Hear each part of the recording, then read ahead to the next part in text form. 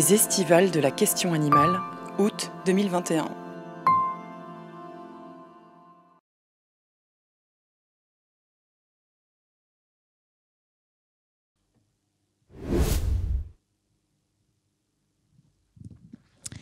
Bonjour à toutes et à tous. Je vais vous parler de la mobilisation de L214 contre les élevages intensifs et plus spécifiquement dans les Hauts-de-France et sur l'intérêt et les difficultés des alliances avec des collectifs de riverains, des associations locales, des associations de protection de l'environnement. Donc je m'appelle Maude, je suis référente L214 Nord-Pas-de-Calais.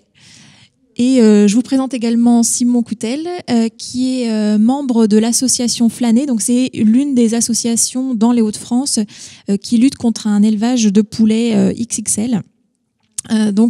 Il interviendra de temps en temps pour illustrer mon propos et donner des exemples de son expérience justement au sein de l'association. Alors, les objectifs de cette présentation. Alors, un objectif général, lutter contre l'élevage intensif. Cette présentation s'inscrit dans le contexte de la grande campagne de L214 contre l'élevage intensif en France. Et l'idée, aujourd'hui, là, c'est vraiment de vous encourager à vous mobiliser contre ces élevages intensifs qui se multiplient un peu partout. Voilà, de vous inciter à impulser des mobilisations locales, à vous mobiliser un peu partout en France, dans vos villes, dans vos régions.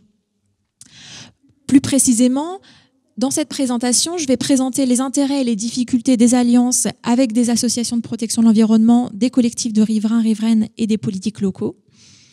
L'idée, c'est aussi de partager l'expérience de L214, donc notamment dans les Hauts-de-France, et de contribuer plus globalement aux réflexions sur les campagnes réformistes. Alors, comment ça va se dérouler ? Dans un premier temps, je vais vous présenter le contexte, la campagne de L214 contre les élevages intensifs, d'abord au niveau national, et puis après, on verra plus spécifiquement ce qu'on a fait au niveau local dans les Hauts-de-France, avec les différentes associations de riverains, de protection de l'environnement. Dans un deuxième temps, je présenterai quelques arguments qui soutiennent cette idée qu'il est intéressant pour les associations de protection animale de s'allier à d'autres collectifs, à d'autres associations pour lutter contre les projets d'élevage intensif. Et puis dans un troisième temps, je présenterai à partir de notre expérience, à partir de ce qu'on a vu sur le terrain, les difficultés. Voilà les limites qu'il peut y avoir justement à faire ces alliances, ces coalitions. Donc je commence par le contexte, la campagne de L214 contre l'élevage intensif et donc d'abord au niveau national. Alors petit rappel, j'imagine que beaucoup d'entre vous sont déjà au courant. Donc L214, donc c'est une association qui tient son nom d'un article du Code rural qui stipule pour la première fois que les animaux sont des êtres sensibles. L'association, elle a été créée en 2008. Son objectif, c'est de montrer les conditions de vie, de transport et d'abattage des animaux en se focalisant tout particulièrement sur les animaux destinés à la production alimentaire. Pour ce faire, elle s'appuie sur des enquêtes filmées et des informations sourcées. Elle soulève des questions éthiques et notamment celle du spécisme et elle propose des solutions à mettre en œuvre au niveau politique et individuel. Donc c'est vraiment cette idée qu'il y a à la fois le niveau micro de l'individu, du citoyen, du consommateur qui peut agir à son niveau en mobilisant, en modifiant son alimentation, ses pratiques, en militant. Et puis le niveau plus macro, des pratiques agro-industrielles, des lois, du domaine législatif, avec cette idée qu'on peut aussi changer les structures de production pour prendre davantage en compte les intérêts des animaux dans notre société. Alors, la campagne contre l'élevage intensif, donc menée par L214. Donc un premier point important, c'est qu'il n'y a pas de définition officielle de l'élevage intensif. Donc la définition que je vais vous présenter ici, c'est la définition de L214 et donc qui porte principalement sur deux critères. Premièrement, l'absence d'accès à l'extérieur et l'entassement, donc c'est-à-dire les fortes densités d'animaux dans des espaces réduits. À ces premiers éléments de définition, on peut ajouter des pratiques. Donc elles sont aussi présentes dans les autres types d'élevage, mais elles sont vraiment les plus poussées dans les élevages intensifs.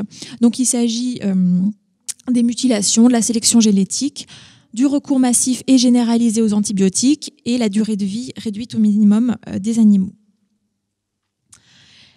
Ça concerne plusieurs centaines de milliers de poissons et ça c'est important notamment pour cette présentation parce qu'on le verra un petit peu plus loin, mais dans les Hauts-de-France, il y a un énorme enjeu autour des poissons puisqu'il y a 2 immenses fermes-usines de saumon qui sont en projet dans le Boulonnais, donc du côté de Boulogne-sur-Mer. Les poissons, c'est souvent des grands oubliés de la cause animale. Voilà, donc c'est important quand on se mobilise contre les élevages intensifs de pas les oublier parce que c'est l'espèce, en tout cas les individus les plus concernés par l'élevage intensif. Ensuite, donc il y a 800 millions de poulets en France, 24 millions de cochons, 24 millions de lapins, 20 millions de poules pondeuses. Donc tout ça, c'est par an.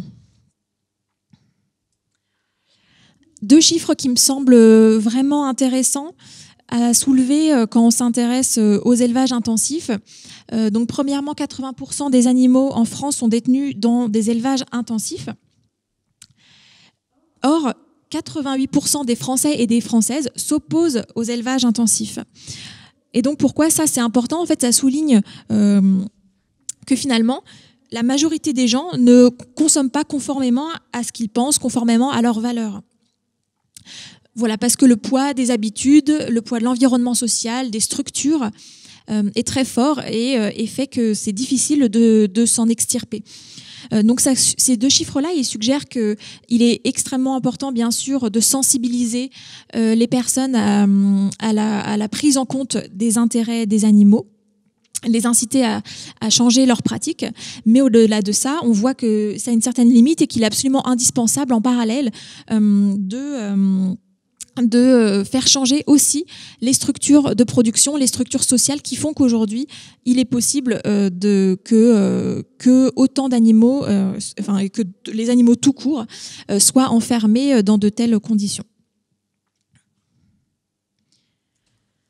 Alors, je vais vous présenter maintenant un peu plus précisément le travail de L214 donc au niveau national sur les élevages intensifs. Donc, il y a 58 projets d'élevage qui ont été suivis par l'association en un peu plus d'1 an et demi. Donc, vous voyez sur la carte chaque mobilisation locale qui a été recensée par l'association. Donc, ça ne veut pas dire qu'il s'agit de toutes les mobilisations locales. En fait, il s'agit des mobilisations avec lesquelles L214 a été en contact et qui ont donné aussi leurs coordonnées à l'asso. Donc voilà, il y a d'autres mobilisations locales en France, mais celle-ci, c'est celles qui sont en contact avec L214. Les moyens d'action de l'association, donc il y a de l'accompagnement des riverains et des riveraines et des associations. Ça prend la forme de conseils, notamment sur la réglementation, les circuits administratifs liés à l'autorisation des projets d'élevage intensif. On le verra, c'est un élément crucial quand on veut se mobiliser contre les élevages intensifs, d'être au courant des réglementations en cours, des procédures administratives. C'est vraiment un levier important d'action qui est assez spécifique justement à ces projets. Donc il y a l'asso donne des informations et du soutien juridique. Actuellement, L214 est requérante dans 4 recours administratifs, dont un a été victorieux. Voilà, donc la décision du préfet autorisant l'élevage intensif en question a été annulée. Et puis s'agissant des 3 autres recours, ils sont toujours en cours. Autres modes d'action, donc les lettres d'information, vous en avez peut-être déjà reçu, donc elles peuvent être envoyées soit à tous les destinataires des lettres d'information L214 en France, ou alors quand c'est des élevages locaux, ça peut être plus spécifiquement envoyé à des destinataires, destinatrices d'une région. En fonction voilà, des informations à donner. Évidemment, il y a des pétitions, des enquêtes, on en verra une dans quelques instants, justement, qui a été sorti dans les Hauts-de-France. Et puis, un outil récent qui a été créé. Donc, c'est un mini-site qui propose tout un tas d'outils, de ressources, d'informations pour aider les associations locales, les collectifs à se mobiliser contre les élevages intensifs. Donc, l'idée de cet outil, c'est vraiment de centraliser un maximum d'informations possibles à un même endroit pour que les personnes qui veulent lutter contre un élevage intensif, qu'elles viennent de la production animale ou d'ailleurs, puissent avoir des outils pour agir. Donc, je vais vous présenter ce mini-site.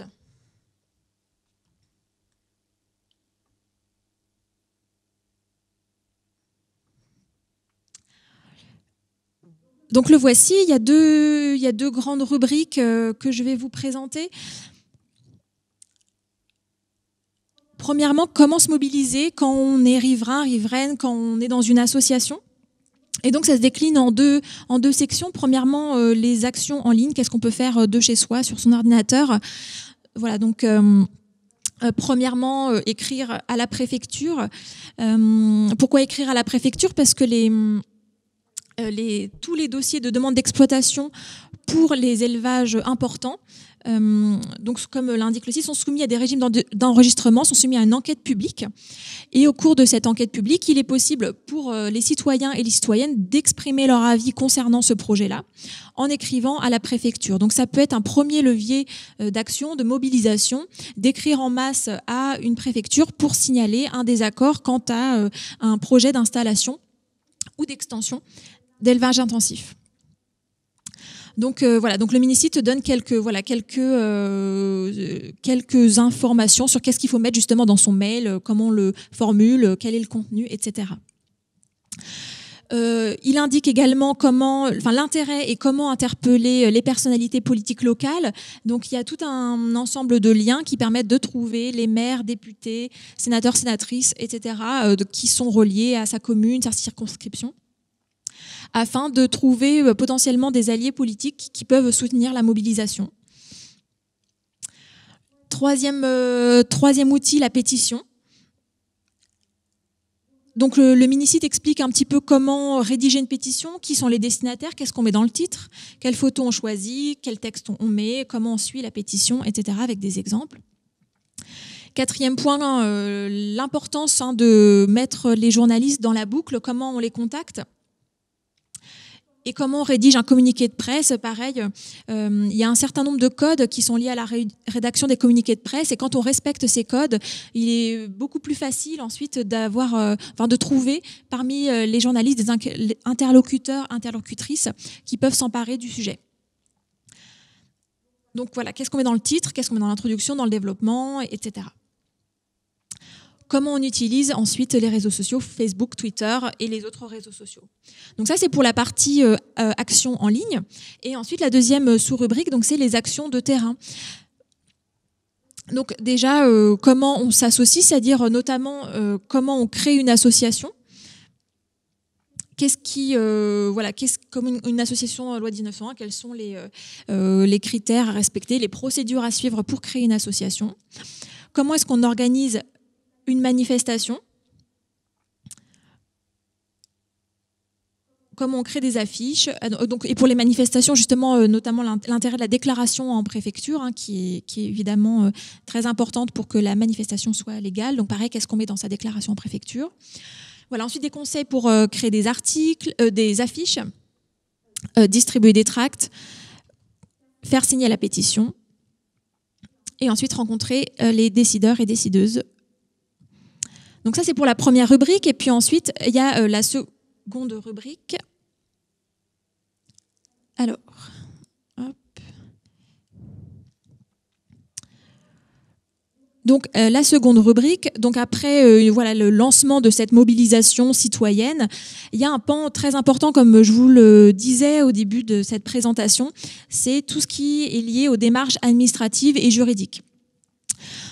Le levier actuellement, l'un des leviers majeurs pour lutter contre les élevages intensifs, c'est justement ces démarches administratives et juridiques. Donc il y a encore très peu de lois concernant précisément les animaux, mais il y a tout un pan, enfin il y a tout un tas de réglementations qui sont souvent méconnues et qu'il faut connaître et sur lesquelles on peut agir pour contester les projets de création d'extension des élevages. Alors, je ne vais pas rentrer dans tous ces détails techniques, mais en tout cas, il faut savoir que c'est important vraiment de s'y pencher quand on veut se mobiliser. Donc, premier point, donc élément important, donc un projet d'élevage. Donc, il s'agit d'une première installation ou une extension, donne lieu à la constitution de 2 dossiers. Donc, il y a d'une part un permis de construire qui est adressé en mairie et un dossier de demande d'exploitation qui est adressé en préfecture. Donc, il y a vraiment 2 entités qui interviennent dans l'autorisation des élevages intensifs. C'est les préfets, les préfètes et les maires. Donc, il y aura vraiment déjà ces 2 éléments-là, ces 2 dossiers-là sur lesquels on peut avoir des leviers d'action. Donc voilà, donc comme je disais, je vais pas détailler, mais voilà, donc des informations sur qu'est-ce qu'un permis de construire, comment le contester. Pareil, des informations sur les dossiers de demande d'exploitation avec les différents régimes en fonction du nombre d'animaux qui sont concernés par l'élevage. Du coup, il n'y a pas les mêmes, il y a des seuils qui font qu'on n'est pas sur les mêmes dossiers ni sur les mêmes enquêtes. Et puis ensuite, il y a cette rubrique sur justement comment contester ces dossiers, ces autorisations données par les maires, les préfets, les préfètes. Donc en 2 temps, d'abord avant que ces personnes donnent les autorisations de construire ou d'exploiter. Donc là, c'est ce que je disais tout à l'heure, on peut écrire à la préfecture pour manifester son désaccord, rencontrer les décideurs et décideuses impliqués. Et ensuite, il y a un deuxième moment, c'est si les autorisations sont données. Il faut savoir que c'est quasiment tout le temps le cas en France actuellement et c'est ça qui est vraiment problématique aujourd'hui et qui rend nécessaire justement les recours juridiques et administratifs. Donc une fois que les autorisations sont données, et donc là il y a encore d'autres modes d'action qu'on appelle les recours qui prennent plusieurs formes. Voilà, donc le site détaille un petit peu tous ces recours et voilà à quoi ils font référence.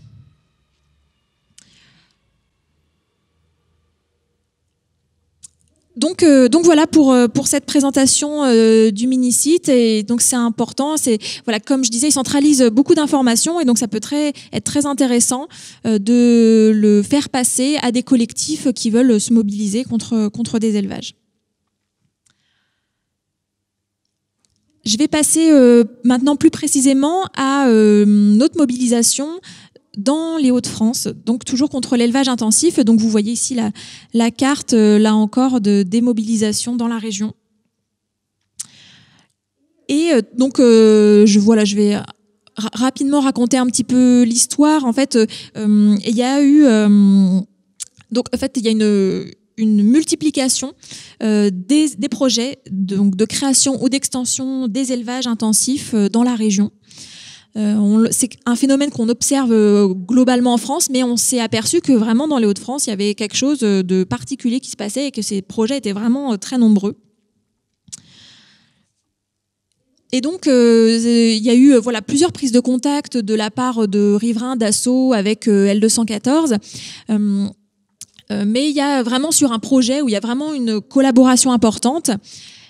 C'est la mobilisation contre le projet d'élevage à Stenwerk, donc dans le Nord. Donc ce projet d'élevage, c'est un projet de poulailler gigantesque qui exploiterait 823 000 poulets par an. Donc il y a une mobilisation locale qui s'est formée, qui a donné lieu à la création de l'association Flâner, donc dont fait partie Simon. Il y a eu 2 conseils municipaux qui se sont exprimés en défaveur de ce projet.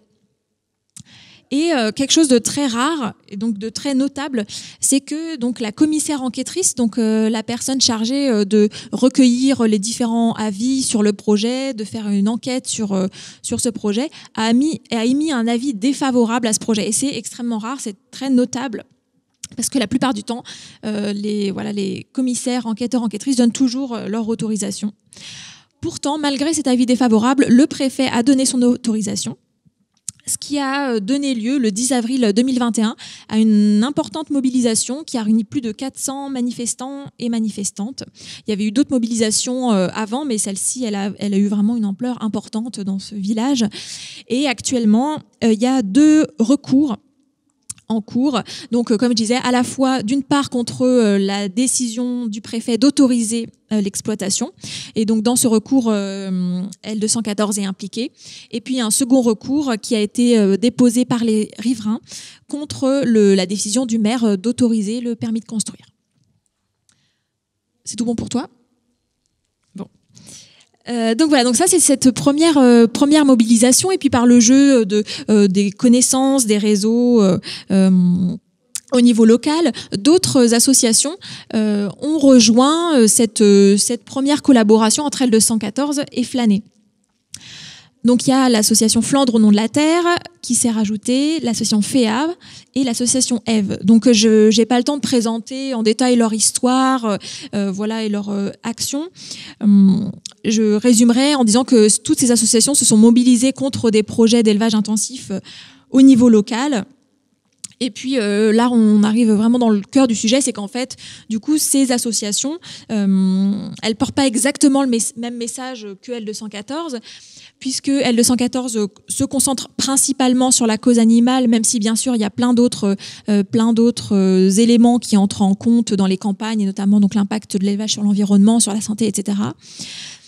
Tandis que ces associations-là, c'est des associations où la cause animale est un pan parmi d'autres des préoccupations, à côté justement de l'impact environnemental, des nuisances aux riverains, riveraines, etc. Du coup, il était clair que il y avait certaines positions divergentes entre toutes ces associations, notamment sur la question animale. Et ce qui a été vraiment intéressant, c'est qu'on s'est dit effectivement, on n'est pas tous d'accord sur tout. Mais l'idée, c'était vraiment de se dire, au-delà de la diversité de nos points de vue, au-delà de l'hétérogénéité de nos positions, on est quand même tous d'accord pour dire que l'élevage intensif, on est tous contre. Qu'on n'est pas d'accord, et donc l'idée c'était vraiment de s'allier tous ensemble contre l'élevage intensif.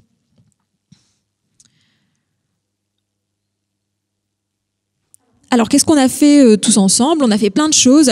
Premièrement, on a organisé une grande mobilisation à Lille le 5 juin dernier contre l'élevage intensif dans les Hauts-de-France. Donc c'était une mobilisation en 2 temps sur la journée. Il y avait d'abord un village associatif, durant lequel chaque association collective pouvait avoir un stand, donner des informations, rencontrer du monde. Côté L214, par exemple, on proposait des pâtisseries véganes à prix libre. On vendait aussi des t-shirts, des livres, des goodies, etc. Donc ça, c'était un premier temps. Et puis, dans un second temps, on a fait une marche dans l'île contre l'élevage intensif. Et notre mobilisation, elle a quand même fait la une du journal de France 3 Nord-Pas-de-Calais.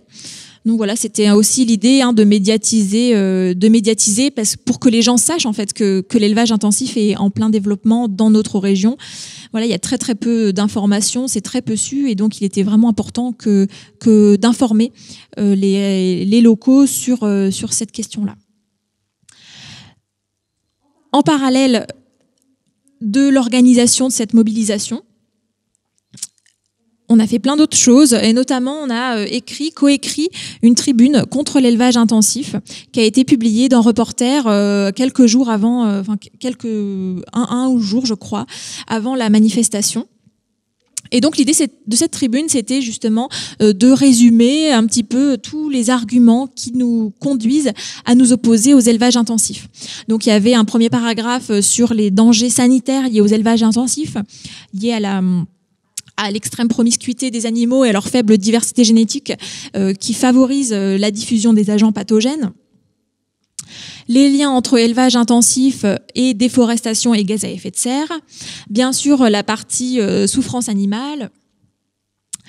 Et puis, un autre point intéressant, c'était aussi l'impact pour les éleveurs de ces élevages.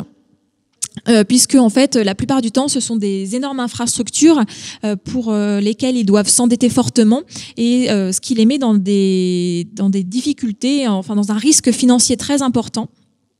Et finalement, voilà, l'idée c'est aussi de dire, mais même les éleveurs eux-mêmes n'ont pas intérêt à s'engager là-dedans, parce que c'est extrêmement dangereux d'un point de vue financier de faire de tels investissements pour souvent se dégager un très très faible revenu, notamment comparé au temps de travail. Et puis un dernier point sur les nuisances pour les riverains et les riveraines. Voilà, c'est vraiment terrible de vivre à côté d'un élevage intensif. On a dans cette tribune l'exemple du témoignage d'une habitante de la commune de Harnec, donc qui a vu s'installer du jour au lendemain à côté de chez elle un élevage de 20 000 poules. Donc elle avait jamais elle n'était pas du tout au courant, et c'est bien souvent ce que l'on constate un peu partout, c'est que du jour au lendemain, des riverains, des riveraines voient des bétonneuses arriver et construire un élevage, et il et elle n'étaient même pas au courant. Et donc voilà, on a ce petit témoignage de cette riveraine qui explique que voilà, depuis que l'élevage s'est installé, donc elle subit fréquemment des fortes odeurs. Elle a dû installer des moustiquaires à toutes les fenêtres et les portes de sa maison pour empêcher les mouches d'entrer. Elle a dû aussi faire construire une véranda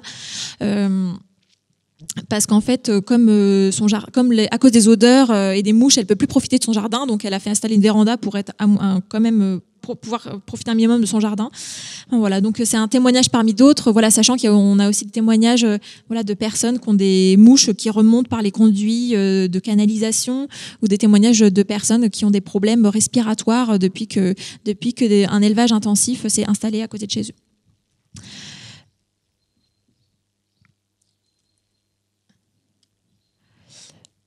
Donc voilà pour cette tribune. Parallèlement encore, il y a eu une enquête de L214 qui est sortie sur un élevage intensif dans les Hauts-de-France. Donc cet élevage intensif, c'est un élevage déjà existant, et il y a justement un projet en cours pour étendre cet élevage intensif. Et il y a eu une enquête de L214 qui est sortie à son sujet. Et on va le voir, là, voilà, la particularité de cette enquête, c'est que justement, elle parle bien sûr toujours des animaux, mais elle va aussi s'intéresser à d'autres dimensions des élevages intensifs, et notamment les conditions financières des éleveurs, comme j'évoquais précédemment, et l'impact environnemental. Donc, je vous propose de regarder cette enquête. Seriez-vous prêt à emprunter 1,4 million d'euros ?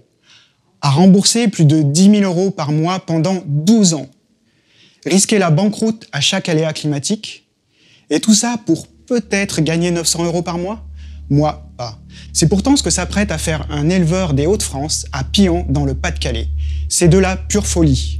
Bienvenue dans le monde de l'esclavage moderne. Les images qui suivent ont été tournées il y a quelques jours sur l'exploitation de cet éleveur. Aujourd'hui, il engraisse des poulets dans un élevage intensif. 22 000 poulets dans un bâtiment de 1000 m². Eh bien, le projet à 1,4 million d'euros, c'est de construire 2 autres poulaillers 2 fois plus gros que celui-ci. Ce qui ferait au total plus de 800 000 poulets envoyés à l'abattoir chaque année. Les poulets auraient exactement la même vie que dans ce premier bâtiment. Ils n'ont jamais accès à l'extérieur. Ils sont entassés à perte de vue, à 21 poulets par m². Les poulets sont sélectionnés et alimentés pour grossir très vite et partir à l'abattoir entre 35 et 41 jours. Du fait de leur croissance rapide, au bout de 3 semaines, ils ont du mal à porter le poids de leur corps. Certains n'arrivent même plus à se déplacer. Et d'autres n'y résistent pas. Ils vivent sur une litière qui n'est jamais changée et qui finit par brûler le corps des poulets. Ils souffrent tous d'infections sous les pattes. C'est aussi pour ça qu'ils n'ont plus de plumes sous le corps. Dans ces conditions de grande promiscuité, pour les garder vivants jusqu'à l'âge d'abattage, on leur donne des antibiotiques comme ici du Suramox, c'est de l'amoxicilline. L'alimentation aussi est complémentée avec des antibiotiques. Dans le dossier déposé par l'éleveur à la préfecture, dans le chapitre sur l'identification des dangers, il est fait mention de zoonoses, des maladies susceptibles d'être transmises par les animaux, comme la grippe aviaire ou la salmonellose. les émissions de gaz à effet de serre seront de plus de 1000 tonnes de CO2 équivalent par an. Et l'exploitation dégagera 5 tonnes d'ammoniac chaque année. Qui a intérêt à ce que cet élevage voie le jour? La banque, la BNP Paribas, et le groupe belge agro-industriel Spoormans, qui va vendre les poussins et l'aliment à cet éleveur, et c'est ce même groupe qui va fixer le prix de rachat des poulets. On nage en plein délire. Aujourd'hui, ce projet est entre les mains du préfet, et nous pouvons faire barrage à cet élevage intensif en signant massivement la pétition. Pour les animaux, pour l'environnement, pour la santé publique, et aussi pour l'éleveur, j'ai envie de dire. Même les syndicats agricoles devraient signer cette pétition. Je compte sur vous.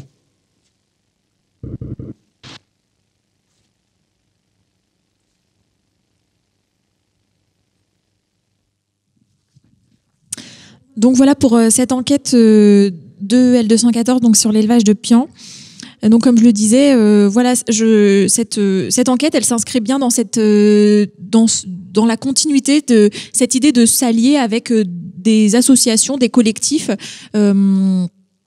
voilà, qui prennent en compte non seulement la cause animale, mais aussi d'autres problématiques liées aux élevages intensifs. Et puis donc il y a eu ce reportage donc comme je disais sur de France 3 sur notre mobilisation. Et dernier point, l'interpellation des candidats et des candidates aux élections régionales. Donc ça a été fait à la fois par L214 au niveau national et donc a interpellé chaque candidate aux élections. Et donc parmi eux évidemment ceux des Hauts-de-France. Et ça a été également fait par Flâner. Donc qui a interpellé également les candidats et les candidates sur la question des élevages intensifs pour les inciter à se positionner justement sur ces thématiques-là. Donc voilà un petit peu pour un panorama de tout ce qu'on a fait jusqu'à présent, et c'est pas fini, hein, il y a plein d'autres choses qui arriveront dans les mois qui viennent. On va continuer comme ça parce que ça marche bien. Et puis je voulais aussi parler une seconde thématique dans les Hauts-de-France et qui est très importante, cruciale, c'est que dans le Boulonnais, donc autour de Boulogne-sur-Mer, il y a deux projets de gigantesques fermes-usines de saumon. Donc, d'une part, le projet porté par la société Pure Salmon, qui exploiterait 2 millions de saumons par an, et d'autre part, le projet de Local Océan, qui exploiterait 1,7 million de saumons par an. Donc, pareil, autour de ces deux projets-là, il y a une mobilisation qui s'est créée, qui se concentre actuellement plutôt sur Pure Salmon parce que c'est le projet le plus avancé, mais qui ne manquera pas de s'occuper de Local Océan rapidement. Donc, il y a un collectif qui a été créé qui s'appelle Non à la pisciculture intensive dans le Boulonnais. Il y a une page Facebook et un mail. Donc pareil, qui réunit tout un tas d'associations, de collectifs. Donc L214 ne fait pas partie de ce collectif-là, mais est bien sûr très impliqué dans la mobilisation contre cette ferme-usine. Il y a eu une première mobilisation le 12 juin dernier à Boulogne-sur-Mer, à laquelle L214 a participé. Et la pétition contre le projet de Pure Salmon a dépassé les 60 000 signatures. Voici le tract qui a été produit par le collectif Non à la pisciculture intensive dans le Boulonnais. Et donc là aussi, l'idée, c'est de résumer l'ensemble des arguments qui conduisent à s'opposer à ce projet. Donc il s'agit de la consommation exorbitante d'eau, de la dépense d'énergie énorme, équivalente à la consommation de 10 000 habitants, la bétonisation de parcelles agricoles, de terres agricoles, liées à l'implantation de l'usine justement sur un terrain agricole, les déchets, la question de la surpêche, puisque les saumons étant des poissons carnivores, ils doivent être nourris à hauteur d'au moins 30% en farine ou huile animale de poissons, qui eux sont issus de la surpêche. Et enfin, et puis la question des souffrances animales notamment. Deux photos de la mobilisation du 12 juin dernier. À droite, vous voyez un militant L214 qui proposait une dégustation de faumon, donc de saumon végétal, aux passants et aux passantes, mais aussi aux membres de la mobilisation, membres des collectifs impliqués. Voilà un petit peu pour le panorama de ce qu'on a fait dans les Hauts-de-France. Maintenant, je voudrais vous présenter un petit peu les types d'arguments qu'on peut mobiliser pour soutenir cette idée qu'il est pertinent non seulement de se mobiliser contre les élevages intensifs, mais aussi pour ce faire de s'allier à d'autres associations, à d'autres collectifs qui ne font pas forcément partie de la protection animale. Donc, premier type d'argument qu'on peut mobiliser, c'est l'argument utilitariste. Donc cet argument, ça vient d'une approche philosophique qui s'appelle donc l'utilitarisme. Et l'idée, c'est que quand on se mobilise, l'idée, c'est d'avoir le plus grand impact possible, d'être le plus utile possible, d'où ce nom utilitarisme.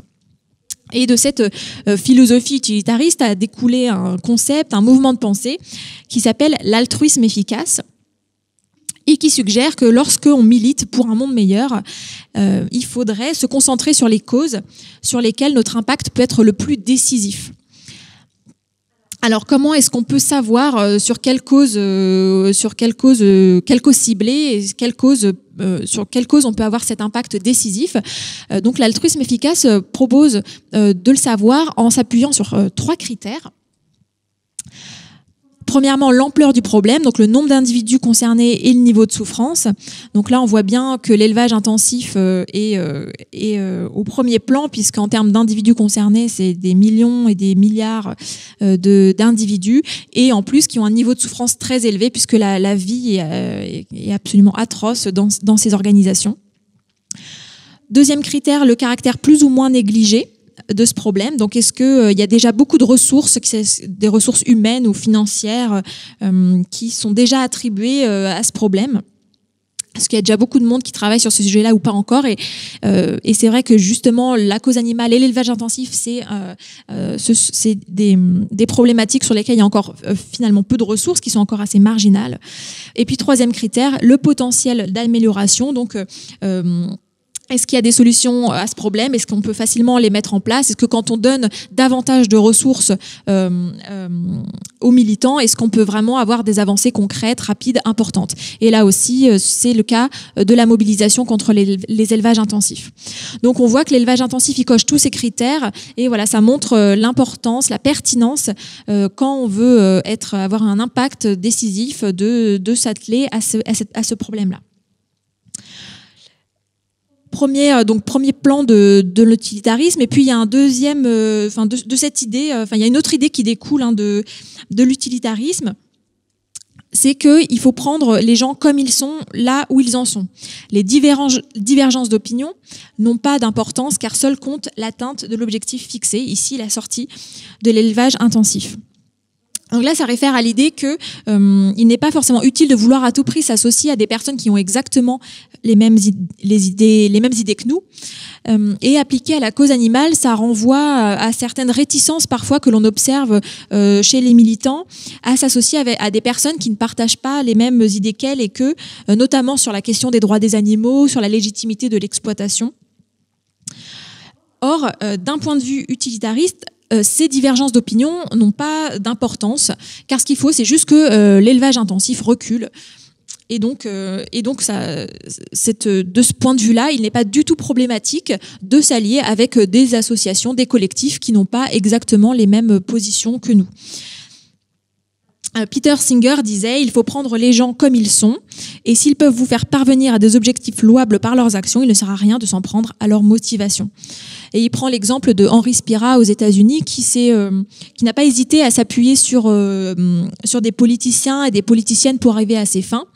On lui a reproché parfois d'avoir permis à ces personnes de servir leur intérêt personnel, de servir leur carrière via la cause animale, mais justement Henry Spira disait ma foi, si ces personnes en servant leur carrière, leur intérêt personnel font avancer la cause, contribuent à réduire les souffrances et ont un impact concret sur la cause animale, alors c'est une très bonne chose finalement. Donc voilà, d'un point de vue utilitariste, il est à la fois extrêmement pertinent de s'atteler à la question de l'élevage intensif, et deuxième élément, il est tout à fait pertinent de s'allier avec des personnes, même si on n'est pas toujours d'accord avec elles sur tous les points.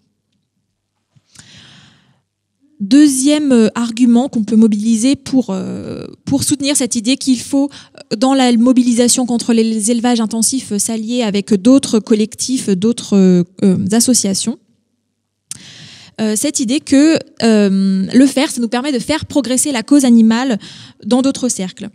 Finalement, on peut se dire que c'est moins intéressant de rester entre convaincus, mais qu'au contraire, on peut faire progresser chez d'autres personnes l'idée que les animaux doivent les intérêts des autres animaux doivent être pris en considération, qu'ils ont un intérêt à vivre, qu'ils pourraient avoir des droits, etc.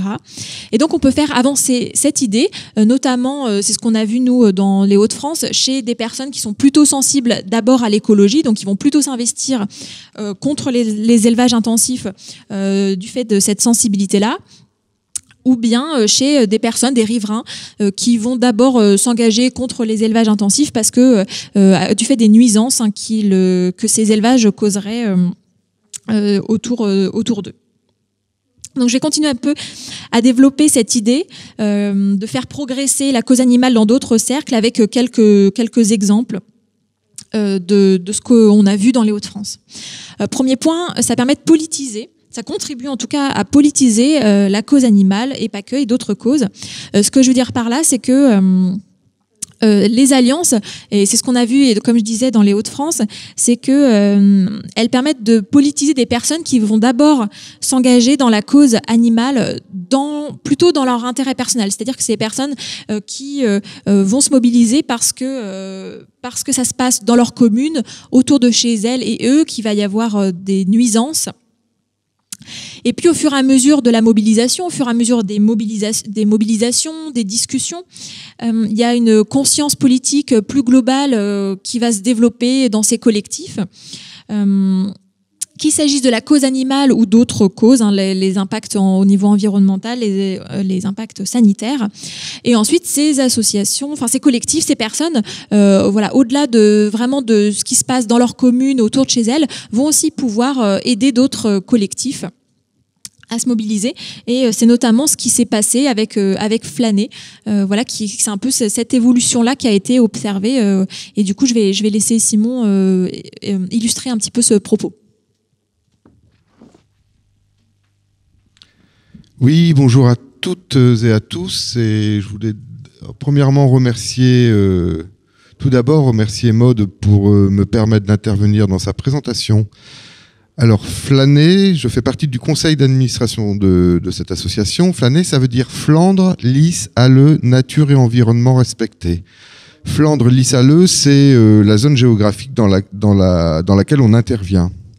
Et on s'est créé assez récemment, puisqu'on n'a pas encore un an d'existence. Notre anniversaire, nos 1 an, ce sera le 6 septembre. Mais depuis effectivement la création de Flâner, on a passé énormément de temps à étudier la réglementation, notamment les réglementations européennes en matière d'environnement. Donc par rapport aux ICPE, c'est les installations classées pour la protection de l'environnement. Il y a un tas de réglementations différentes selon les rubriques ICPE. On a aussi effectivement organisé ou co-organisé des manifestations, des mobilisations. On a participé à l'enquête publique parce qu'il s'agit d'un élevage où il y a désignation d'un commissaire enquêteur ou d'une commissaire enquêtrice, et là en l'occurrence c'était une commissaire enquêtrice. Donc une participation massive, on a fait participer les gens, les locaux, mais on a aussi à travers une pétition nationale essayé de faire participer le plus de monde possible. On a par ailleurs mobilisé des politiques, et on a notamment Jennifer de Temerman, la députée de la circonscription où l'élevage a lieu, c'est-à-dire à Steinwerk, qui est avec nous depuis le début et qui nous soutient vraiment, vraiment beaucoup. Elle a parlé de nous d'ailleurs à l'Assemblée nationale. On a fait un tas de choses, et c'est que le début. Et on a surtout énormément travaillé sur le dossier, le DDAE, le dossier de demande d'autorisation d'exploiter. Et effectivement, quand on travaille sur le DDAE, on y voit des failles. Des failles, on en trouve forcément. Pareil sur le permis de construire, on a trouvé des failles assez énormes. Donc, ça nous permet de faire pour l'autorisation préfectorale, l'arrêté préfectoral d'autorisation, un recours juridique. Et on demande aussi au maire, grâce à un recours gracieux, d'annuler son permis de construire. Je vais revenir sur les propos de mode. Effectivement, moi, quand je suis arrivé, là c'est mon expérience personnelle, quand je suis arrivé à Flâner, donc une réunion qui a eu lieu, il me semble, le mercredi 2 septembre, je suis arrivé dans cette réunion où il y avait à peu près 70 personnes, parce qu'on m'a appelé, parce que j'avais déjà un petit peu j'avais déjà essayé de tenter de mobiliser des gens sur un élevage pas loin, à Nieppe, c'est-à-dire à Nieppe, à vol d'oiseau, c'est à, je sais pas, 3-4 km de Steinwerk. Et bon, ça n'a pas vraiment pris, mais fort de cette expérience, j'ai tout de suite, je me suis permis d'intervenir dans cette réunion en disant aux habitants, on se retrouve très rapidement, je vous promets de faire des statuts d'association parce qu'il faut vraiment il faut vraiment faire une association pour pouvoir rester en justice et avoir ne serait-ce qu'un compte bancaire parce que bon, bah, ça coûte cher, hein, le recours coûte cher, mais il y a aussi les impressions de tracts. Enfin, voilà, une structure associative, c'est vraiment ce qu'il faut pour pouvoir lutter contre un élevage intensif ou industriel près de chez vous. Et les gens ont répondu présent tout de suite. On s'est retrouvés donc le dimanche 6 septembre pour l'AG constitutif de l'association Flâner. Et à partir de là, bon, ça a démarré. C'est-à-dire que, fort de mon expérience à Nieppe, de ce que je considère comme un échec, hein, j'ai vraiment... en étant animaliste, hein, mais je me suis dit qu'il faut s'associer avec les gens pour...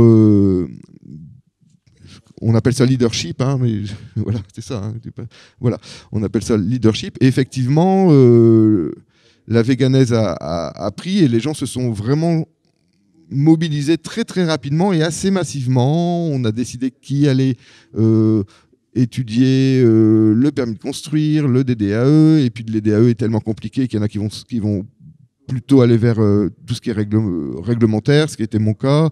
D'autres personnes vont regarder l'étude d'impact sur l'environnement, etc., etc.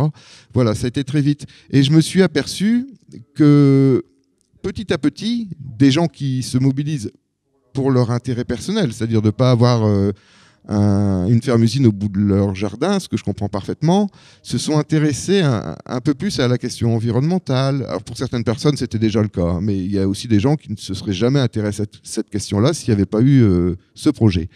Et un petit peu à la fois, de mois en mois, de réunion en réunion, j'ai vu vraiment une évolution des mentalités par rapport à la cause animale. Alors, mon objectif, ce n'est sûrement pas d'en faire des véganes ou des antispécistes, c'est absolument pas mon objectif, mais le fait que ces personnes s'intéressent à ces questions-là, c'est quand même déjà, je trouve, aussi une petite victoire. Hein. Et en tout cas, moi, j'en suis vraiment ravi et j'espère que ça va continuer, quoi. Voilà, il y a une sensibilisation à la question animale, une sensibilisation politique sur la question animale. Et ça, je disais ça pour illustrer ce que Maud venait de dire. Merci Simon. Donc du coup, je vais continuer du coup sur ces exemples. Deuxième élément, changer le regard sur les véganes. Ça, on a clairement aussi observé dans la région. On voit que notamment, voilà, il y a dans ces milieux ruraux, voilà, il y a des personnes qui n'ont pas forcément eu l'occasion de rencontrer des personnes, des militants dans la cause animale, des véganes, et qui peuvent avoir certaines réticences, certains préjugés qu'il faut désamorcer. Et donc, voilà, on s'est aperçu que la bonne ambiance, le fait de nouer des liens avec les gens, enfin voilà, il y a vraiment des liens qui se sont noués entre nous, et ça a vraiment contribué, et ça contribue vraiment à faire évoluer le regard que les personnes portent sur les militants et les militantes. Un exemple, il y a plusieurs personnes de ces collectifs qui sont venus me voir pour m'indiquer qu'ils avaient adhéré à L214 depuis qu'on était en lien dans ces mobilisations. Et ça, c'est vraiment très intéressant parce que ça veut dire que leur regard a changé et qu'en plus, maintenant qu'ils sont adhérents de l'association, ils vont pouvoir continuer leur parcours, leur cheminement personnel sur la cause animale. Et ça, c'est vraiment important aussi pour nous. Dans le même ordre d'idées, j'ai trouvé aussi que ces mobilisations, elles contribuaient à élargir le cercle de compassion à d'autres animaux. Donc justement, chez ces personnes, ce que je veux dire par là, c'est que les élevages intensifs, ça concerne des animaux, notamment les poulets, les poissons, sur lesquels on n'a pas forcément autant d'empathie que pour d'autres espèces. Et que ces mobilisations, c'est l'occasion de parler de ces animaux-là, de leur sensibilité, et donc d'élargir donc le cercle de compassion des personnes qui ne sont pas forcément, qui ne connaissent pas forcément très bien le milieu animaliste.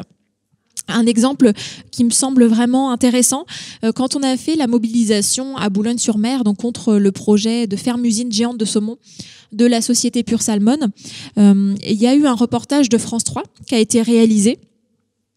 Et donc, durant ce reportage, la journaliste a interrogé diverses personnes et puis il y a un peu toute la palette des arguments contre ce projet qui ont été soulevés, la consommation d'eau, l'énergie, l'artificialisation des sols liée à la bétonisation, etc. Et on a été surpris de constater qu'en fait, dans le reportage ensuite qui est passé, c'est principalement la cause animale et la souffrance des poissons qui avaient été choisis comme thématique. Développée. Alors qu'effectivement, par exemple, la thématique de la consommation exorbitante d'eau est aussi extrêmement importante et aurait pu aussi attirer leur attention. Mais qu'il s'agisse de la présentatrice du reportage qui évoque un regard qui change sur les animaux et donc sur les poissons, ou qu'il s'agisse du reportage en lui-même avec la journaliste qui a choisi les parties d'interview qui évoquaient spécifiquement la souffrance des poissons dans ces bassins artificiels. Donc ça nous permet de parler de la sensibilité d'animaux qui est souvent négligée, et notamment les poissons. Voilà, faut savoir vraiment que ces poissons, ils vont vivre un calvaire, donc ils vont être entassés dans des bassins artificiels sans aucune source de distraction. Ils vont tourner en rond là-dedans pendant des mois. Faut savoir que les densités dans ces élevages seront au moins 4 fois supérieures à celles des élevages traditionnels, alors que ceux-ci sont déjà décriés pour les importantes souffrances animales qu'ils génèrent.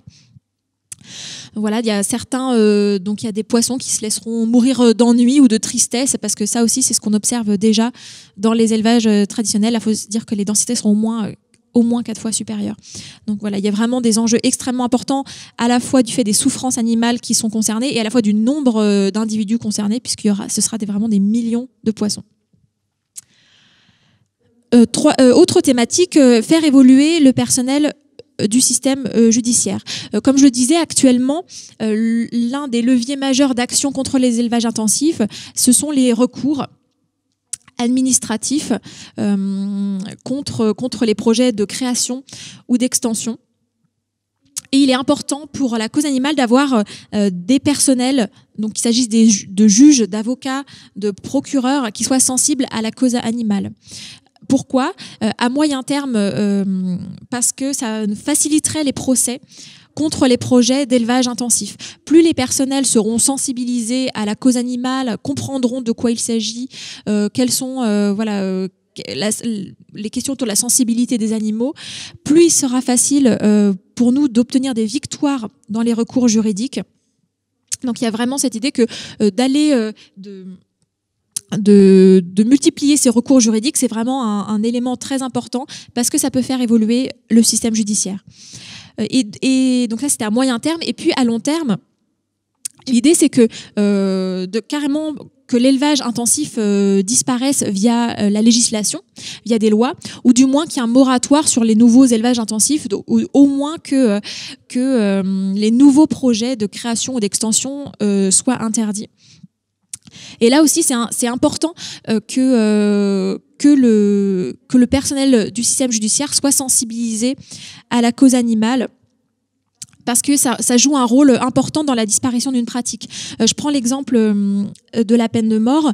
Quand la peine de mort a été abolie, ça faisait déjà des années et des années que plus aucun juge n'avait prononcé une condamnation pour peine de mort en France.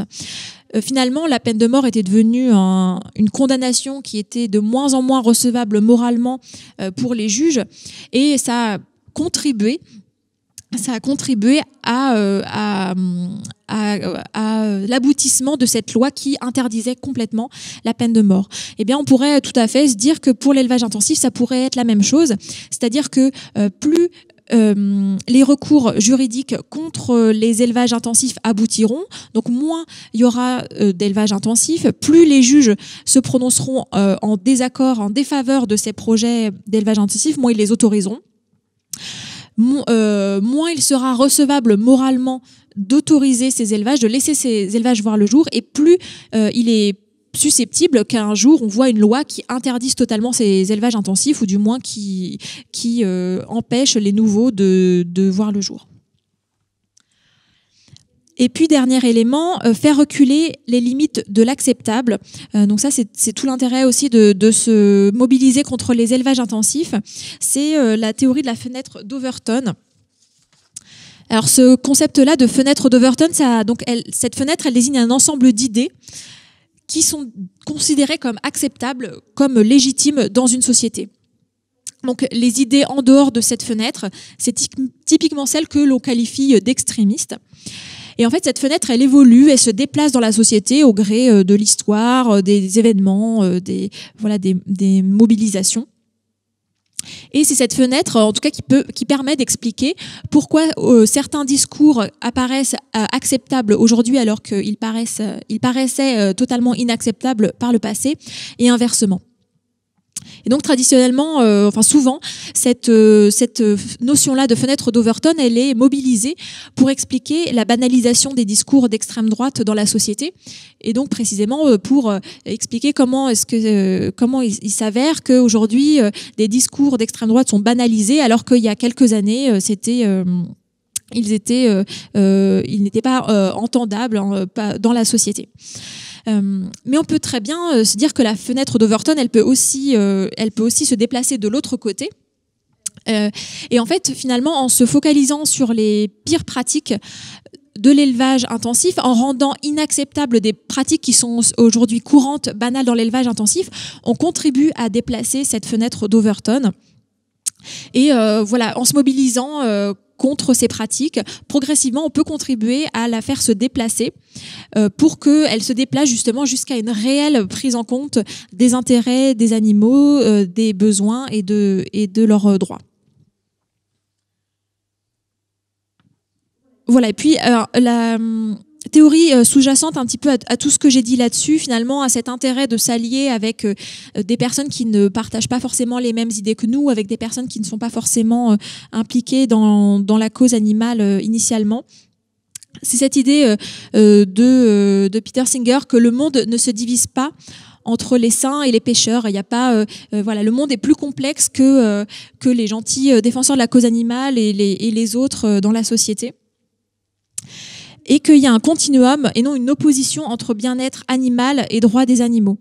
Et je dis ça parce que souvent, dans la cause animale, en tout cas parfois, il y a cette suspicion que finalement trop se focaliser sur les campagnes réformistes, sur les campagnes welfaristes, donc c'est-à-dire qui cherchent à limiter les pires pratiques d'élevage et à améliorer le bien-être des animaux d'élevage, il y a cette suspicion que se concentrer là-dessus puisse finalement être contre-productif par rapport à l'avancée des droits des animaux, parce que ça pourrait donner finalement, ça pourrait contribuer à cautionner l'élevage intensif s'il n'est pas trop difficile, pas trop source de souffrance envers les animaux d'élevage, que ça pourrait contribuer justement à un certain statu quo dans lequel il y aurait des citoyens, des citoyennes qui auraient une bonne conscience en achetant des produits d'origine animale issus d'élevage qui ne font pas trop souffrir les animaux. Cette idée qu'il y a une opposition entre, en tout cas que que les campagnes pour le bien-être animal peuvent freiner l'avancée d'une réelle prise en compte des droits des animaux et d'une réelle prise en compte d'un réel questionnement sur la légitimité de leur exploitation. Finalement, il n'y a pas vraiment de preuves empiriques à cette théorie. Sur le terrain, il n'y a pas vraiment d'exemple qui pourrait affirmer que effectivement c'est le cas. Et bien au contraire, qu'il s'agisse du niveau individuel, donc d'un individu, ou du niveau sociétal dans un pays, on observe que finalement c'est plutôt un continuum qu'on observe entre les deux. C'est-à-dire qu'au niveau individuel, il y en a beaucoup parmi nous qui nous sommes d'abord intéressés au bien-être animal. On a commencé par limiter notre consommation de produits industriels, voire à l'arrêter, ensuite à consommer par exemple des œufs issus de poules plein air. Et puis cette première étape, ce premier intérêt pour les animaux nous a conduit ensuite à considérer plus globalement la légitimité de l'exploitation des animaux, la question de droits fondamentaux pour les animaux. Donc on voit bien que là c'est plutôt un continuum souvent entre les deux. Et puis pareil au niveau sociétal, dans certains pays qui sont un peu plus avancés sur les questions des droits des animaux, on observe que des lois qui portent d'abord sur le bien-être animal ouvrent la voie ensuite à des lois qui vont être plutôt en faveur d'une réelle prise en compte des droits des animaux. Un exemple en Autriche, il y a d'abord une loi qui limitait les souffrances des animaux élevés pour leur fourrure, qui rendait leurs conditions d'exploitation un peu plus acceptables. Et en fait, cette loi, elle a ouvert la voie ensuite à une interdiction totale de l'élevage des animaux pour leur fourrure.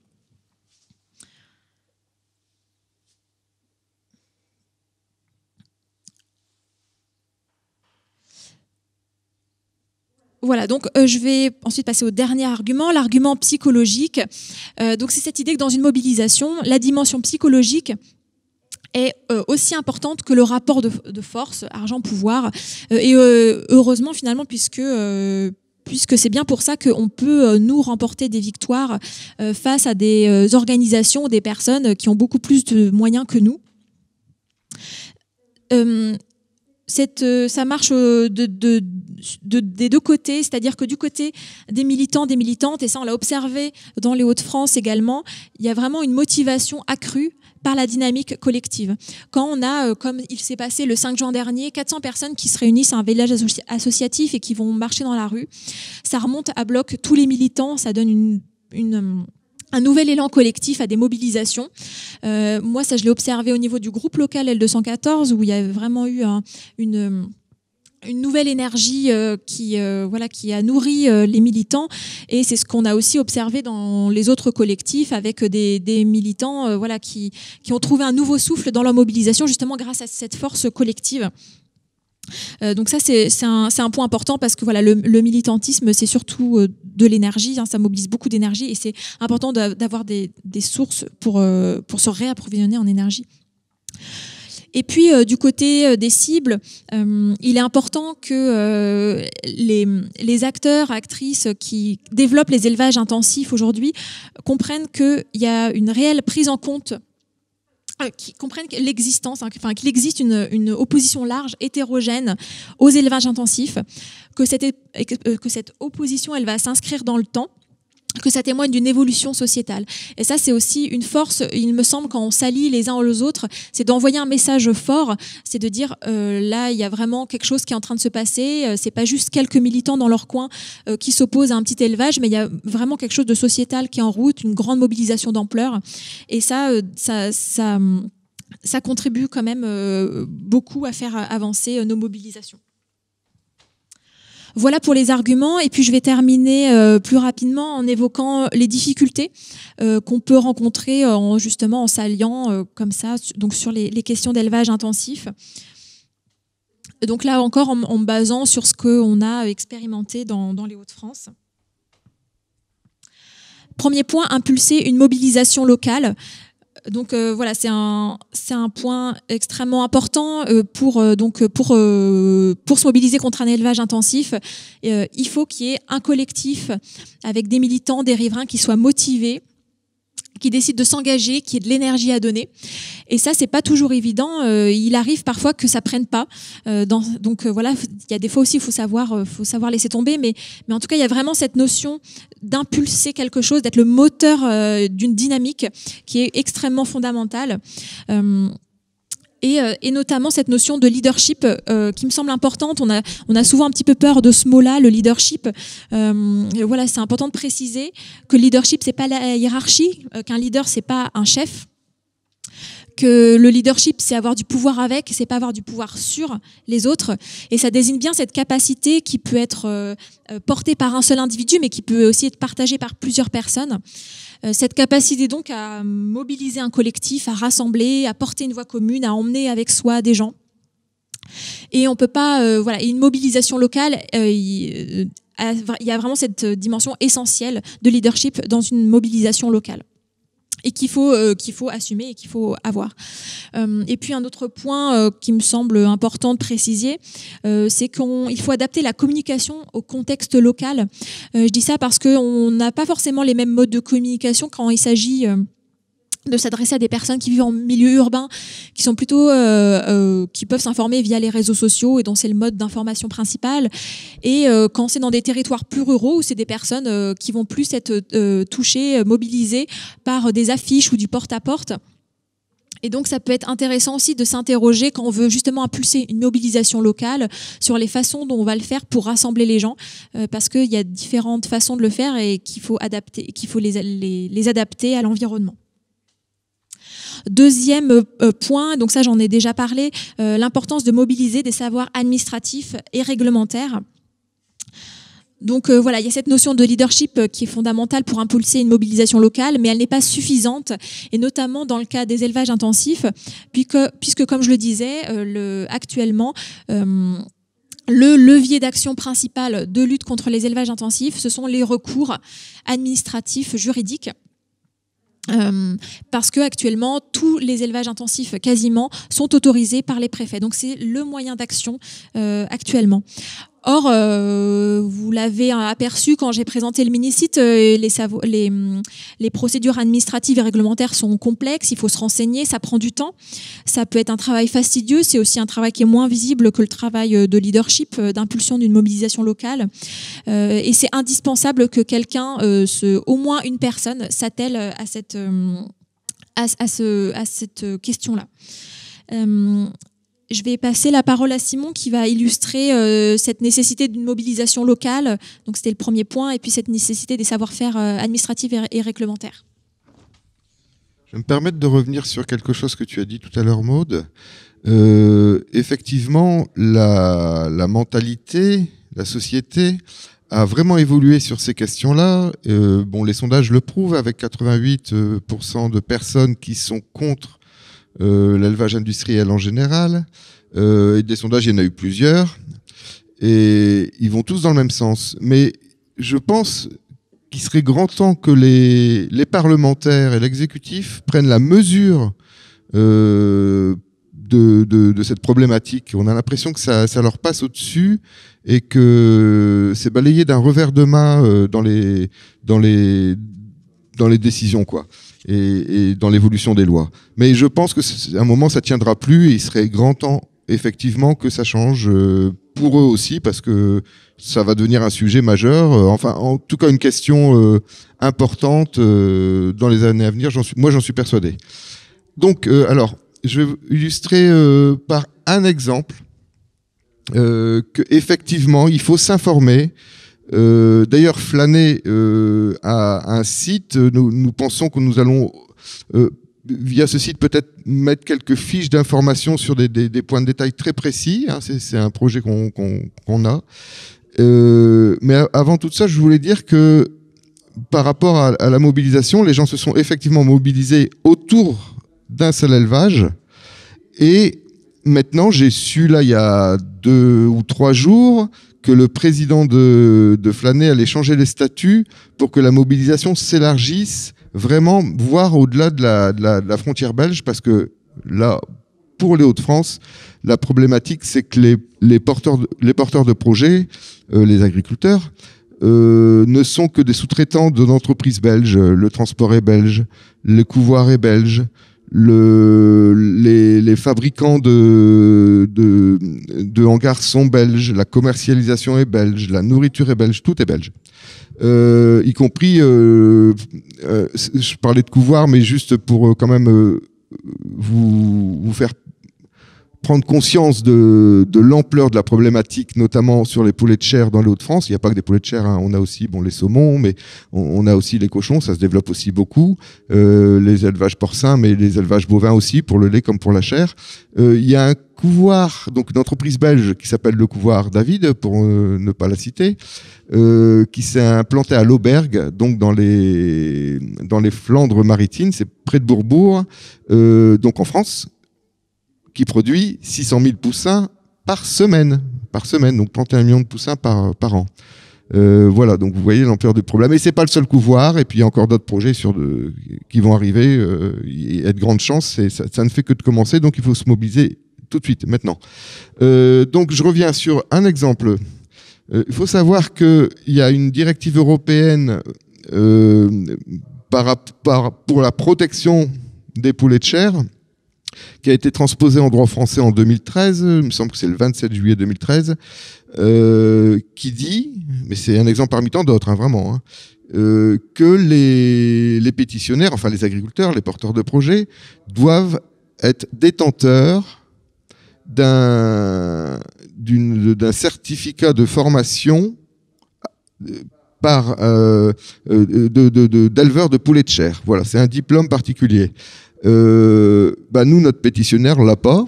Sa femme non plus, sa femme qui va faire la gestion de l'élevage ne l'a pas, alors qu'ils sont censés l'avoir. C'est réglementaire, c'est comme ça, c'est dans la loi. Et ils ne l'ont pas, ça n'apparaît pas du tout dans le DDAE, ni les annexes. Hein. Le DDAE, je le répète, c'est le diplôme de demande d'autorisation d'exploiter. Ça n'apparaît nulle part, alors que ça doit apparaître. Donc des failles, on en trouve plein. Je peux vous en citer d'autres sur les densités, sur le fait que dans cette réglementation, la litière doit être sèche et friable. On voit bien qu'à la fin, les litières sont jamais changées. C'est plus du tout le cas. On a aussi les meilleures techniques disponibles. Les meilleures techniques disponibles, c'est un ensemble de techniques qui permet d'éviter certaines pollutions, et permet d'éviter du bruit, et permet d'éviter des émanations d'ammoniac. Notre élevage va produire plus de 10 tonnes d'ammoniac par an, c'est énorme. Rien n'est mis en place en réalité. Et quand c'est mis en place, c'est par exemple, il y a une technique toute bête, hein, c'est de mettre la paille à la main dans les hangars. Ça ne sera évidemment jamais fait. Hein, on a 5800 mètres carrés de hangars, ils ne vont pas mettre la litière à la main, évidemment. Il y a des tas de choses qui sont des tas de leviers. D'ailleurs, c'est ce qu'on fait avec notre avocat, hein, des tas de leviers qui nous permettent de dire voilà, le dossier de demande d'enregistrement donc n'est pas complet, n'est pas valable, n'est pas valide sur plein de points, et le préfet a quand même donné son autorisation. Et ça, c'est pas normal. Donc donc il y a des chances qu'un juge, au regard des réglementations et des lois en vigueur, dise l'arrêté de préfectoral n'est pas valide. Il en est de même pour le permis de construire. Je vais pas rentrer dans les techniques, mais il y a des choses invraisemblables sur les plans. Là, je peux pas trop donner de détails parce que justement, c'est en cours. Mais c'est assez hallucinant, quoi. Les plans sont pas bons, tout simplement. Le maire a signé des plans sans vraiment y regarder de plus près, quoi. Enfin, le maire ou les personnes, les conseillers à l'urbanisme. Voilà. Donc c'est assez. Voilà. Pour l'instant, je pense qu'il y a tellement peu de contestations par rapport au nombre de projets. Il y a même des recours qui ont été gagnés par les militants. En tout cas en première instance, hein, parce que les affaires on n'est pas au fond, hein, il faut attendre le fond pour pour être sûr de gagner ou pas, malheureusement. Ça arrive aussi que en cours d'appel, les choses changent. Hein, ça c'est possible. Hein, on peut s'attendre à tout, mais en tout cas, il y a suffisamment. Il y a une mouche qui m'embête. Il y a pas suffisamment de recours. Il faut vraiment. Moi, j'en appelle à mobiliser les militants animalistes comme moi, qui font ça pour les animaux, et puis qui finalement se lient, créent des liens affectifs avec les personnes, prennent conscience de l'ampleur de l'horreur que vont vivre ces personnes. Bien sûr, ils vont pas vivre l'enfer que vont vivre les poulets, mais c'est quand même, les gens font des dépressions, ils peuvent pas revendre leur maison, les odeurs sont insupportables. Hein. Moi, je peux vous assurer que c'est vraiment pas supportable, au sens où c'est pestilentiel, quoi. Donc du coup, j'ai un peu perdu le fil de ce que je voulais dire, mais oui, voilà. Si vous êtes au courant, ou si vous pensez, si vous soupçonnez, ou si vous voulez justement vous mobiliser parce qu'il y a une extension ou une implantation d'un nouvel élevage,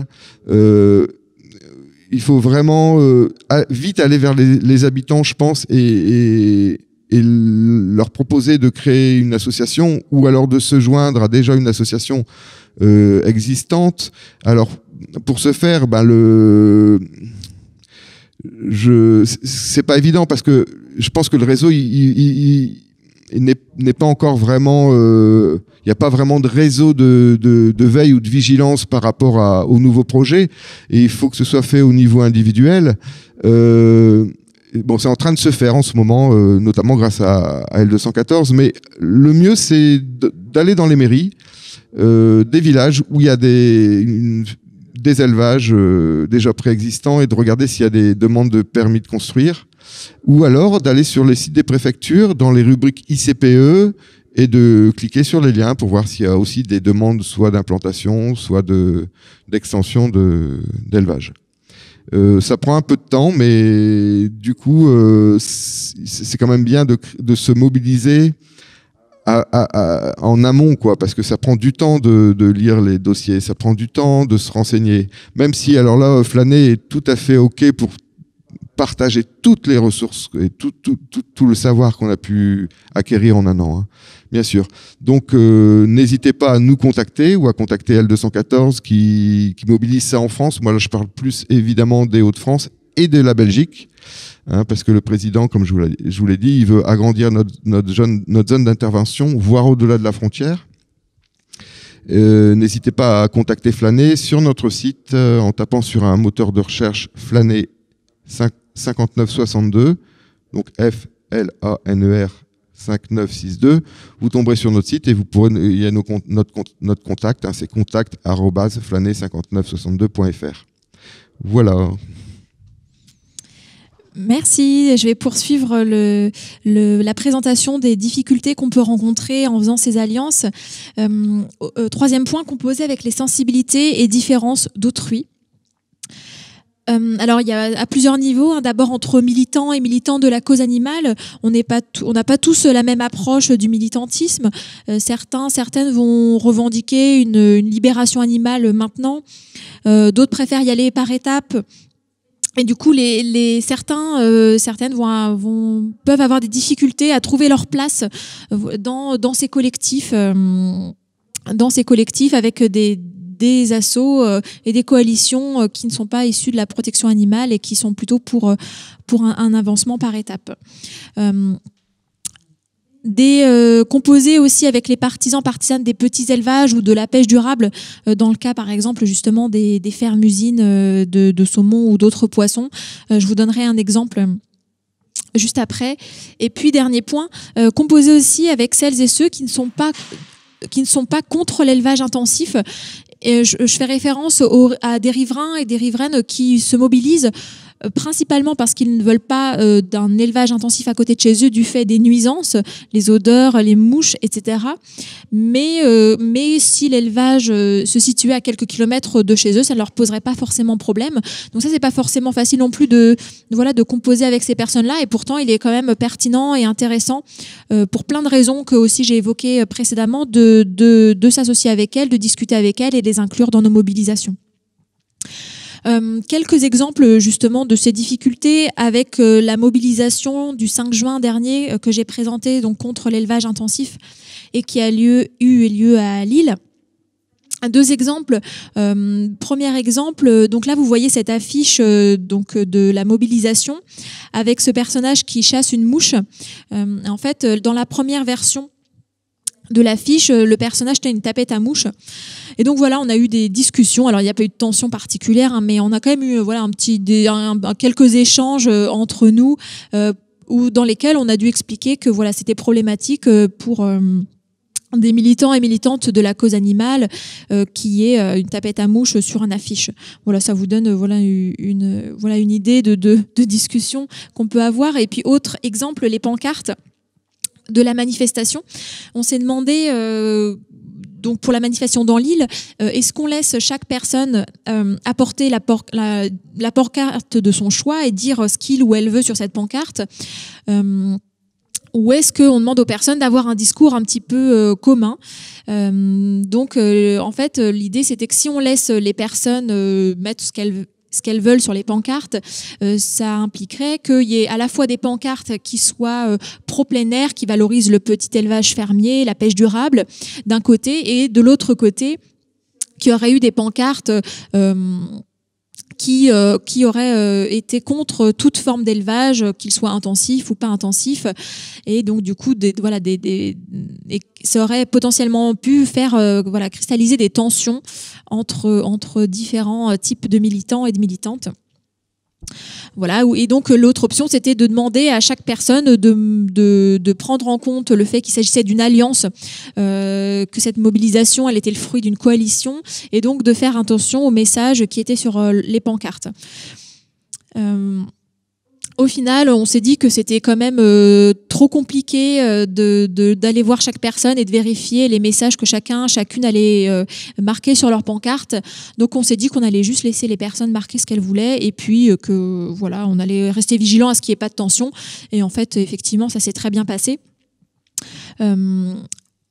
Derrière tout ça, il y a vraiment cette idée, et qui me semble vraiment importante, c'est que quand on monte un collectif, quand on s'associe avec d'autres associations, de se mettre d'accord sur la communication commune, collective qui va être abordée.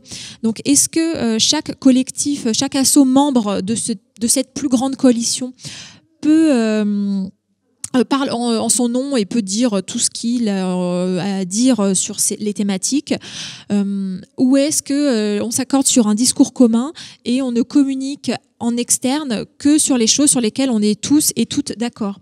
Donc c'est ce principe du plus petit dénominateur commun. On reprend tous ensemble ce qui fait consensus chez tout le monde, et on ne communique que là-dessus. Je sais pas s'il y a une bonne ou une mauvaise option. J'imagine que ça dépend des contextes. Par contre, je pense que c'est très important de se mettre d'accord, en tout cas, et de poser la question en amont pour pas que ça crée de tensions ensuite au cours d'une mobilisation. Nous, dans les collectifs, dans les Hauts-de-France, on s'est plutôt accordé sur l'idée de ce plus petit dénominateur commun, sauf justement sur la question des pancartes. Mais globalement, l'idée, c'était de communiquer que sur les sujets qui faisaient consensus. Et puis parfois, ce consensus, il ne peut pas être trouvé. Parfois, il y a des idées,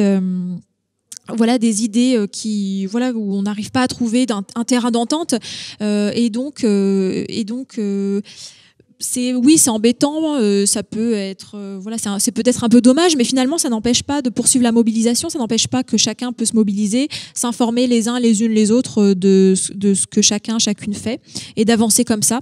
Donc faut pas non plus que ce soit vu comme un frein absolu à la mobilisation.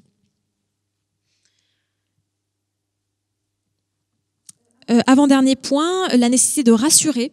J'en ai déjà parlé. Il y a certaines personnes qui peuvent avoir certaines réticences à l'égard des militantes de la cause animale, qui ont peut-être des préjugés, un manque de connaissance de ces personnes. Et donc c'est important, d'entrer en contact avec elles et de leur expliquer qu'on ne correspond pas forcément à l'image que la société a parfois de nous. Je prends l'exemple, par exemple, à Boulogne-sur-Mer, quand on a milité là-bas, il y a quelqu'un, qui est venu. Enfin, il y a des personnes qui avaient un peu peur qu'il y ait que dans cette ville dont l'histoire et l'activité économique est encore très marquée par l'activité de la pêche, qu'il y ait une remise en cause haut et fort de l'activité de la pêche et que ça pourrait nuire à la mobilisation et désengager certaines personnes qui n'étaient pas d'accord ou de personnes d'autres collectifs. Donc voilà, il y a eu ce travail qui a été rapide, ça n'a pas posé problème très longtemps, mais de quand même de rassurer sur les intentions et puis justement cette idée de plutôt au-delà de, comme je disais précédemment, au-delà de différences, de se mobiliser tous ensemble, même si on n'est pas tous et toutes d'accord sur tout. Donc ça, c'est premier point, rassurer sur ce côté-là. Et puis, deuxième point, rassurer sur les personnes qui ont un petit peu peur des mobilisations, dans le sens où il y a des personnes qui ne se sont jamais mobilisées, on en a parlé, il y a des personnes qui ne sont pas forcément très politisées au démarrage, d'autant plus dans des petits villages où tout le monde se sait, où on exprime son désaccord visiblement, où on s'expose à l'avis des autres contraires, où il faut aller en justice, ça fait peur aussi parfois d'aller en justice, il y a aussi des peurs des représailles parfois. Donc il y a tout un travail aussi à faire pour rassurer les personnes, parce que sinon c'est un frein énorme à la mobilisation. Là aussi, la notion de leadership peut être pertinente pour se dire, ça peut être aussi un des rôles des leaders d'avoir cette démarche d'emmener les personnes avec elles, de les rassurer et d'aller justement au-delà de ces craintes-là. Et puis dernier point, trouver des financements. Donc je le répète, les recours, c'est le moyen d'action actuellement qu'on a, parce que quasiment tous les projets sont autorisés par les préfets et les préfètes. Et quand on fait des recours, il faut recourir la plupart du temps à des avocats.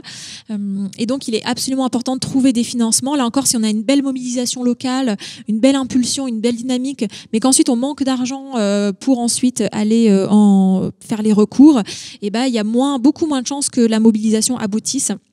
Donc il y a plusieurs leviers pour trouver des financements. Je ne vais pas rentrer dans les détails. Flâner a développé plusieurs méthodes, réfléchi à plusieurs méthodes pour trouver des fonds. Je vous invite à les contacter si jamais vous voulez que Flâner partage avec vous son expérience là-dessus. Voilà, je citerai juste un exemple. À L214, on a organisé une grande vente de pâtisseries véganes l'hiver dernier, et donc l'ensemble des fonds récoltés ont permis de soutenir la mobilisation de Flâner. Donc ça permettait à la fois de faire découvrir l'alimentation végétale à des personnes qui ne la connaissaient pas, et à la fois de soutenir la mobilisation de Flâner contre l'élevage intensif de Steinwerk. Donc voilà, c'est un exemple parmi d'autres de moyens qui peuvent être trouvés pour trouver ces financements. Voilà, je vous remercie de votre attention. Simon, je te laisse ajouter une chose. Oui, tu disais quasiment tous les projets sont validés par les préfectures. En tout cas, ce que j'en sais dans les Hauts-de-France, c'est pas quasiment tous, c'est absolument tous les projets.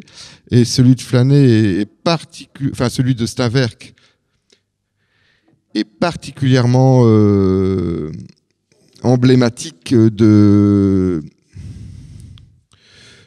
vraiment du manque de prise en compte non seulement de l'opinion publique, mais aussi des garde-fous dans ce qui concerne les ICPE, les installations classées pour la protection de l'environnement, puisque le conseil municipal de Steinwerk s'est opposé, le conseil municipal de la ville d'à côté s'est opposé, parce qu'ils vont être très touchés, ils ont un projet hôtelier et ils sont pas sûrs de pouvoir le faire, qui pourrait créer 10 emplois et pas un seul emploi comme le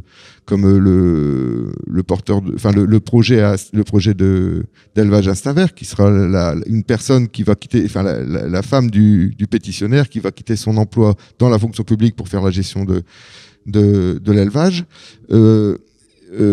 Malgré une forte mobilisation, malgré c'est unique dans les Hauts-de-France. La commissaire enquêtrice a donné 2 avis défavorables, un à la construction, un pour l'exploitation, et un rapport à charge immense. Ça a été balayé d'un revers de main. Mais c'est incroyable, cet aveuglement par rapport à ce qui se passe, quoi, des pouvoirs des services de l'État. Donc voilà, c'est pas quasiment tous les projets. Dans les Hauts-de-France, tous les projets sont acceptés. Même s'ils sont hors réglementation, de toute façon, les préfets et les préfètes ne le savent même pas. On leur dit tout va bien. Alors nous, on sait qui dit tout va bien pour le Nord. Ils le signent, point barre, quoi. Ça se passe vraiment comme ça. Tout le reste, tout ce qu'il y a eu avant, c'est balayé d'un revers de main si c'est pas dans le sens du surdéveloppement de l'élevage industriel dans notre région. Ça, c'est évident.